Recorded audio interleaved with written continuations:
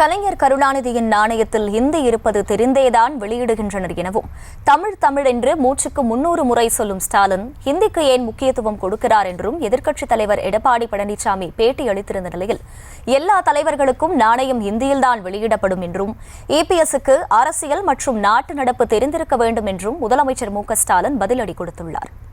திராவிட முன்னேற்ற கழகம் திரு ஸ்டாலின் திமுக தலைவராக இருக்கார்.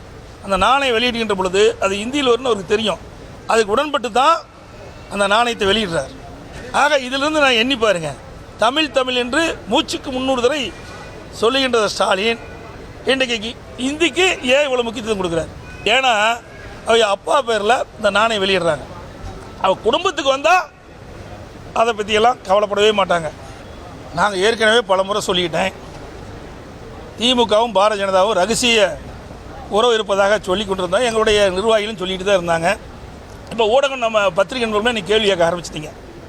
ஆக பாரதிய ஜனதா கட்சிக்கும் திமுகவும் ரகசிய உறவு இருப்பது என்றது வெட்ட வெளிச்சமாகிவிட்டது.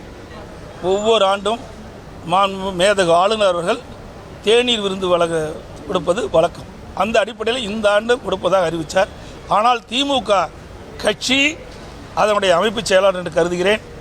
அல்லது திமுக சார்பாக திமுக இந்த தேநீர் விருந்தில் கலந்து கொள்ளாது என்று அறிவித்தாங்க. இதற்கு பிறகு திரு அண்ணாமலை பாரதிய ஜனதா கட்சியினுடைய தலைவர், நாங்கள் 100 ரூபா நாணயம் திரு கருணாநிதியுடைய நூற்றாண்டு விழாவில் 100 ரூபா நாணயம் வெளியிடுறாங்க, அதில் நாங்கள் கலந்துக்கிறோம், நீங்களும் மேதகு ஆளுநர் கொடுக்கின்ற தேநீர் விருந்தில் போய் கலந்துக்குன்னு சொன்னார். உடனே போய் திரு ஸ்டாலின் கலந்துக்கிறார். அப்போ திமுக சார்பாக என்ன அறிக்கை வெளியிடுறாங்க? அரசாங்கம் கலந்துக்கும், திமுக கலந்துக்காதுங்கிறாங்க. வேடிக்கையாக இருக்குது. திமுகனா யார்? திரு ஸ்டாலின் தான் திமுக கட்சியினுடைய தலைவர். திரு துரைமுருகன் தான் திமுக கட்சியுடைய பொதுச் செயலாளர். ஆக தலைவரும் கலந்துக்கிறாரு, பொதுச் செயலாளரும் கலந்துக்கிறாரு. ஆக திமுக கலந்து கொண்டதில்லை. ஆக இரட்டை வேடம் போடுகின்ற கட்சி திமுக கட்சி. ஒருத்தர் இருக்கார், எதிர்கட்சி தலைவர்னு ஒருத்தர் இருக்கார் இங்கே தமிழ்நாட்டில். அவர் நேற்று பேட்டி கொடுக்குறாரு.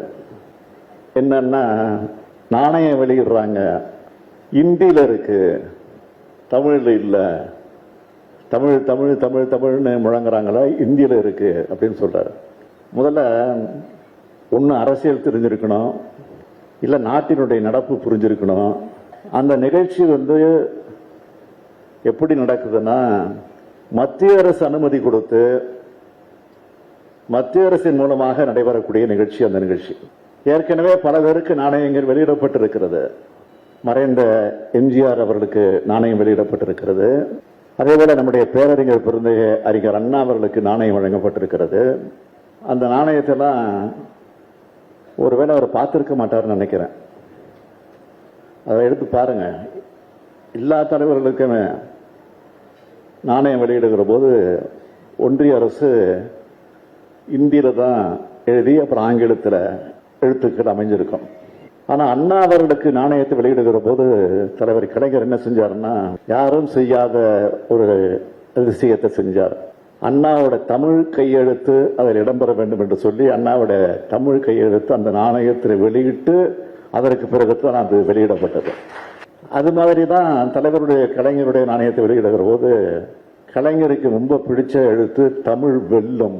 பெரும்பாலும் அவர் கையெழுத்து கொடுக்கிற போது தமிழ் வெல்லும் என்று சொல்லிதான் சொல்லி எழுதி கையெழுத்து போடுவார் பெரும்பாலும். இல்லைன்னா அண்ணா வாழ்க, அண்ணா புகழ் ஓங்குக, பெரியா வாழ்க, அப்படிதான் சொல்லி கையெழுத்து போடுவார். ஆக அந்த தமிழ் வெல்லும் எழுத்து தமிழ் தான் எழுதப்பட்டிருக்கு. இதை கூட அவர் பார்க்காம, இதை கூட புரிஞ்சிக்காம தெரிஞ்சிக்காம இப்படி ஒரு எதிர்கட்சி தலைவர் நமக்கு வாச்சிருக்காரு அப்படின்னு தான் நம்ம வருத்தமா இருக்கு. கேட்கிறாரு, ஏன் ராகுல் காந்தி அழைக்கல? ஐயா எதிர்கட்சி தலைவர் அவர்களே, மாண்புமிகு எடப்பாடி பழனிசாமி அவர்களே, இந்த நிகழ்ச்சி திமுக நடத்தல, அந்த நிகழ்ச்சியை நடத்தினது ஒன்றிய அரசு. அது ஒன்றிய அரசினுடைய நிகழ்ச்சி. அதை முதல்ல புரிஞ்சுக்கணும். ஆக அந்த அடிப்படையில் தான் அந்த நிகழ்ச்சி நடந்தது. இந்த சராசரி அறிவை கூட தெரிஞ்சிக்காம ஒரு எதிர்கட்சி தலைவர் இருக்கிறார் என்பதுதான் நமக்கெல்லாம் வேதனையாக இருக்கிறது. கலைஞருக்கு நாணயம் வெளியிடுகிறது ஒன்றிய அரசு. அதனால்தான் ஒன்றிய அமைச்சர் அழைச்சு அந்த நிகழ்ச்சியை நாங்கள் சிறப்பாக நடத்தி முடிச்சிருக்கிறோம். இதுல எங்க பழனிசாமிக்கு வலிக்குது? அதான் நான் கேட்குறேன். எம்ஜிஆருக்கு நாணயம் வெளியிட்டாங்க. யார் வெளியிட்டாங்க தெரியுமா? ஒன்றியத்திலிருந்து யாரும் வரல, அவரே வெளியிட்டாரு. எடப்பாடி பழனிசாமியே வெளியிட்டாரு. ஏன்னா ஒன்றிய அரசு அவரை மதிக்கல. அவர் ஒரு முதலமைச்சராகவே நினைக்கல, ஏன் மனுஷனாகவே நினைக்கல, மறுத்துட்டாங்க. இதுதான் அவருக்கு இருந்த மரியாதை. இன்னைக்கு நாம அழைத்தவுடன் அடுத்த வினாடி ஒரு சொல் கூட தட்டாம ஒரு 15 நிமிஷம் அரை மணி நேரம் வந்து நீங்க நடத்திட்டு போகணுங்க.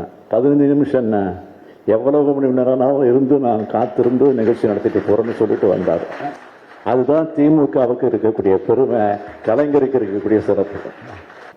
இன்னொன்னு சொல்லணும், அம்மா அம்மா அம்மா அம்மான்னு போந்துட்டு இருக்காங்கல்ல அதிமுகவினர். இப்போ பாக்கெட்ல எல்லாம் படத்தை வச்சுக்கிட்டு பூஜை பண்ணிட்டு இருக்காங்கல்ல, அந்த அம்மையார் இறந்து எத்தனை வருஷம் ஆச்சு? நான் கேட்கிறேன், இது வரைக்கும் அந்த அம்மையார் அவர்களால் வளர்க்கப்பட்டவர்கள், உருவாக்கப்பட்டவர்கள் ஒரு இரங்கற் கூட்டமாவது நடத்திருக்காங்களா? ஒரு இரங்கற் கூட்டத்தை கூட நடத்துவதற்கு யோகியதையற்றவர்கள் கலைஞருடைய விழாவை பார்த்து விமர்சனம் செய்வதற்கு உங்களுக்கு என்ன யோகியதை இருக்கிறது என்றுதான் நான் கேட்கிறேன். ராஜ்நாத் சிங் அவர்களை நாம் அழைச்சதுனால ஏதோ பாஜகவோட நம்ம உறவு வச்சுக்க போறோம் அப்படின்னு ஒரு செய்தியை கிளப்பி விட்டுருக்காங்க. இது மீடியாவுக்கு ஒரு தீனி. ஒவ்வொரு ஊடகங்களும் ஒவ்வொரு கோணத்தில் பேசிக்கிட்டு இருக்கிறாங்க. திட்டினாலும் திமுக தான், வாழ்த்தினாலும் திமுக தான். நாங்களாம் ரகசிய உறவுலாம் வச்சுக்க வேண்டிய அவசியமே இல்லை. செய்திகளை உடனுக்குடனும் துல்லியமாகவும் தெரிந்து கொள்ள சப்ஸ்கிரைப் பண்ணுங்க.